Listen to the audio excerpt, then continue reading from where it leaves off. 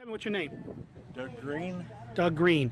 And what made me notice you first was the Constellation ad. So you actually served on the Constellation? Yes. And so when did you get out of the military? 1968.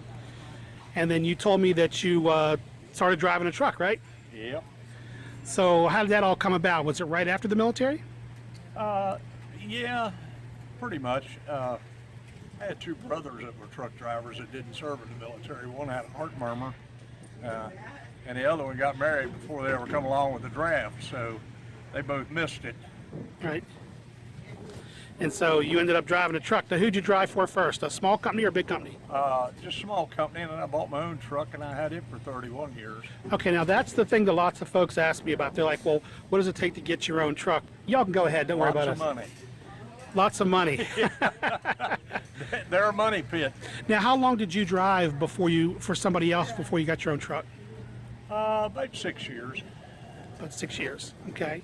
And then what made you decide? You just felt like you were ready, or you had saved up enough money, or Both. both of them? Okay. And so when you first started with your own truck, was it easier or harder than you expected? Oh, it was what I expected, but it was a whole lot easier than it is now. You didn't have near the regulations that you do now. Right. But for the new guys, they don't know that, so they really won't feel it. No. Right, because you started out with less regulation, but the new guys are brought up in it. So, right. So what would you say to somebody who was a military guy who was thinking about, well, maybe I want to drive a truck for a living? It's a good occupation. Traffic's kind of terrible now, but if you're young enough, you can handle it. No, were you local or over the road? No, over the road. You were over the road. And how did that affect family? Well, I got divorced after 15 years. It takes a good woman to be married to a truck driver. I've heard that. I've heard that. But I guess it's the same in the military too, right? Exactly. Because you were at sea a lot, I'm sure. Yeah.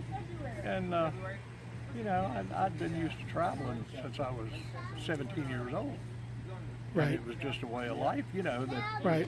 it was interesting. It was something new every day. I know you've heard the expression, looking at the world through a windshield. Right. And the things I've seen, I probably wouldn't have got to see ordinarily working in a factory or whatever. Right. Right. So you would say that it's definitely something for a serviceman to think about when he's getting out. I know now that they can get their training in 4 weeks, right? And now the companies, it's 4 weeks, about 4 weeks, and their VA benefits pays for it. And now even the companies are reimbursing them for their expenses, and there's such a shortage of drivers, which I don't know if you're aware of since you've been out of No, I'm aware. Yeah, there's a big shortage, so they're guaranteed to get a job. I'll be 70 this year, and I could still go back and drive if I wanted to. Really? Yeah. That's awesome. But So it's something that you can use, even if they decide to do something later on. As long as you can pass the physical, you can do it. They can keep driving. Well, thanks for your time. I appreciate it. Thanks for your service. Oh, you're welcome.